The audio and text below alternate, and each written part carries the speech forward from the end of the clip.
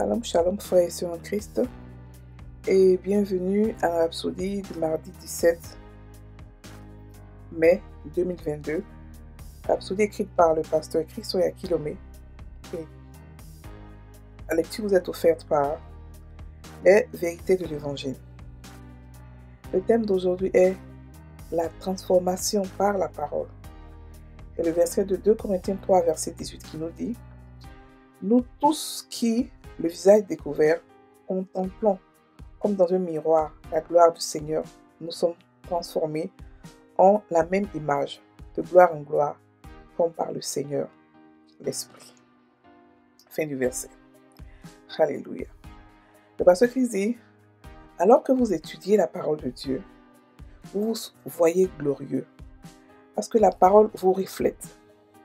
Et l'image que vous voyez de vous dans la parole est toujours une image de gloire. Vous verrez que la divinité est à l'œuvre en vous. Vous constaterez la puissance d'une vie sans fin.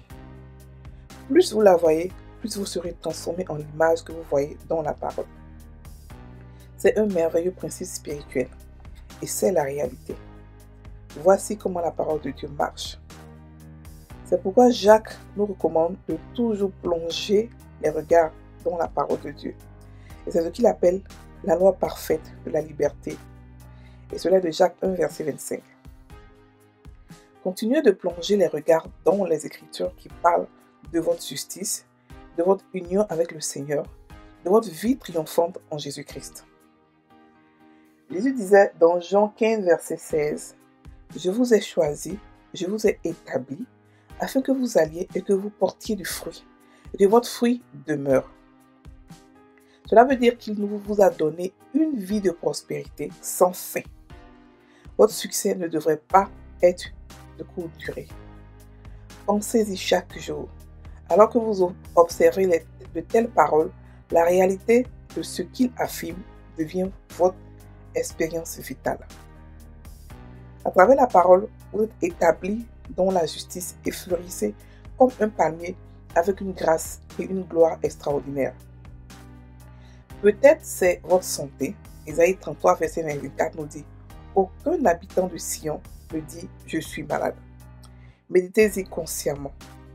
Alors que vous le faites, vous réaliserez que la raison pour laquelle vous ne devez pas dire je suis malade est que vous ne tombez pas malade. Vous êtes un associé du genre divin. Vous avez la vie indestructible de Dieu en vous. C'est pareil pour votre sécurité et votre protection. La parole dit dans Psaume 23, verset 4, « Quand je marche dans la vallée de l'ombre de la mort, je ne crains aucun mal, car tu es avec moi. Ta roulette et ton bâton me rassurent. » Cela veut dire que, peu importe ce qui arrive, votre sécurité est garantie en Christ. Christ est l'environnement dans lequel vous vivez. C'est pourquoi vous êtes toujours en sécurité. Prenez cela au sérieux. Notez les domaines dans lesquels vous voulez des changements. Recherchez les Écritures nécessaires et méditez-y consciemment. Dieu soit loué. Alléluia. Fin de la Rhapsodie. Aujourd'hui, le pasteur nous parle de la transformation due à la parole de Dieu. Et le verset d'ouverture nous dit encore que nous tous qui, à visage découvert, contemplons dans un miroir, c'est-à-dire que nous regardons la parole de Dieu et nous nous voyons à l'intérieur la gloire du Seigneur, nous sommes transformés en la même image, de gloire en gloire, comme par le Seigneur l'Esprit. La parole que nous avons aujourd'hui à notre disposition. Les hommes se sont battus, ils sont morts pour que nous puissions avoir ça à notre disposition. Le temps dans lequel nous sommes est un temps de grâce, mais de grâce dessus grâce. C'est pour ça que le Seigneur dit: les derniers seront les premiers. Parce que ce que nous on a comme privilège d'avoir la parole de Dieu tout le temps dans notre portable, dans notre ordinateur, partout à portée de main, c'est une grâce. Et nous devons profiter de la grâce. Paul a dit à Timothée: profite de la grâce.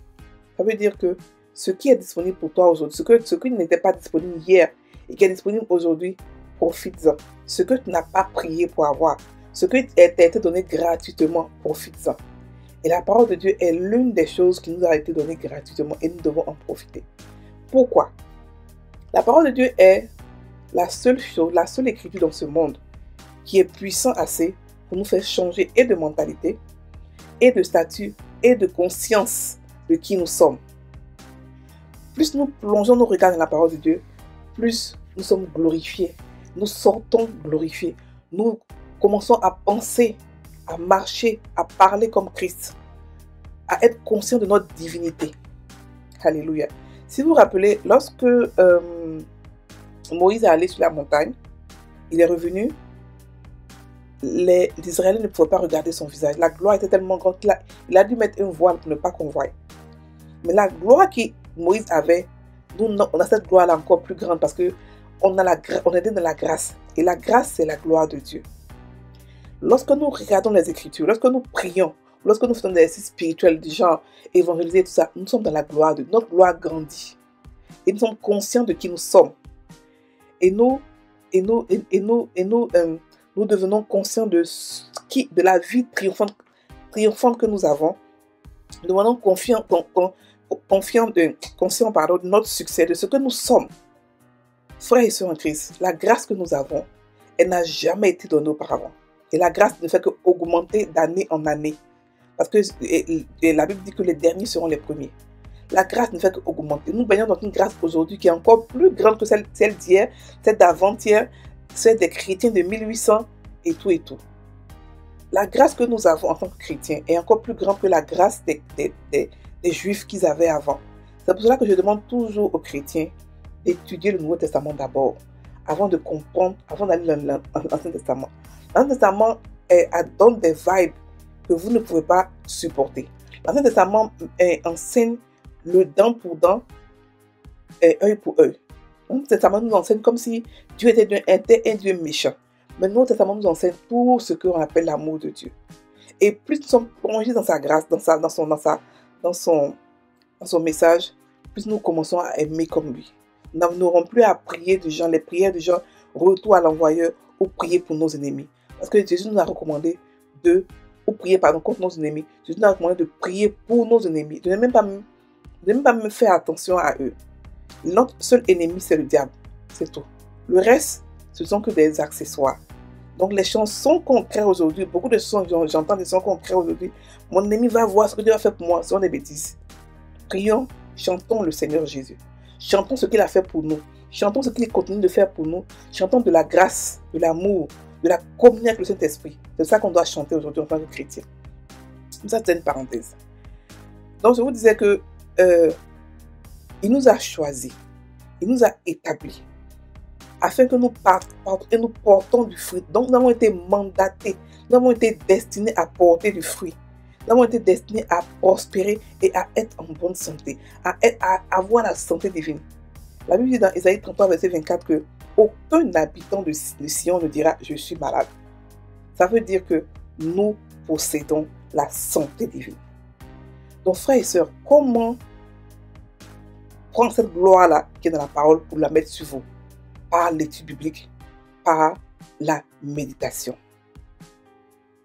Par la méditation. Soyons sûrs de ce que nous sommes et ce que nous possédons, ce qui est à notre disposition. Le pasteur explique ici qu'il y a la richesse, il y a la santé, il y a la protection.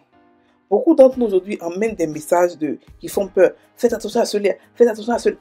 On a tellement de listes de messages auxquels on doit faire attention qui font peur alors que nous habitons à Sion. Donc quel est le point d'habiter à Sion et de te protéger avec d'autres choses alors qu'on a les anges qui sont là, alors que nous avons des anges qui sont là, nous avons des choses qui sont disponibles pour nous. La Bible dit, quand je marche dans la vallée de l'ombre de la mort, je ne crains aucun mal. Ça veut dire que nous sommes protégés de manière spéciale par Dieu. Mais il faut être conscient de cela. Si vous n'êtes pas conscient de cela, ça ne va jamais marcher. Vous allez mourir comme des chrétiens, comme des hommes naturels. La Bible dit que l'enfant, l'héritier qui est dans la maison, tant qu'il est encore enfant, il est toujours comme un esclave parce qu'il ne sait pas qui il est. Lorsqu'il grandit et il comprend, il grandit en maturité spirituelle et il comprend qui il est, qui peut le faire passer encore pour un esclave? Dieu veut qu'on grandisse. Il nous interpelle ici sur la transformation que donne sa parole. Beaucoup d'entre nous lisent la parole sans vraiment l'étudier. La lecture est différente de l'étude et de la méditation. La lecture, c'est juste comme ça, lire en passant. L'étude, c'est l'étudier plusieurs fois, la relire plusieurs fois, l'écouter, la comparer à d'autres versions, à essayer de comprendre le contexte, à essayer de comprendre le pourquoi. C'est ça l'étude biblique. La méditation, c'est l'apprendre, la rugir, l'imaginer, la prier et la parler. Ça, c'est la méditation de la parole de Dieu.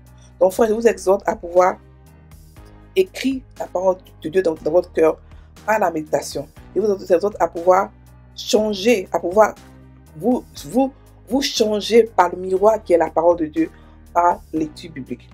Journalièrement, les deux doivent se faire. Alléluia. On va maintenant prendre la prière. Cher Père, merci pour ta gloire dans ma vie. Alors que je contemple sans cesse la gloire de ta parole. Pour ma santé, mes finances, ma famille,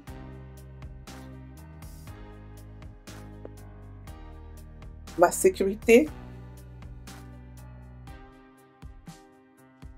et je suis transformée en la même image que je vois. De gloire en gloire. Au nom de Jésus. Amen. Nous chantons tous les jours de gloire en gloire, de gloire en gloire. Mais ici, le pasteur nous donne le secret pour aller de gloire en gloire. C'est dans la parole de Dieu. Donc soyez bénis, passez une très bonne journée. Et puis on se retrouve demain.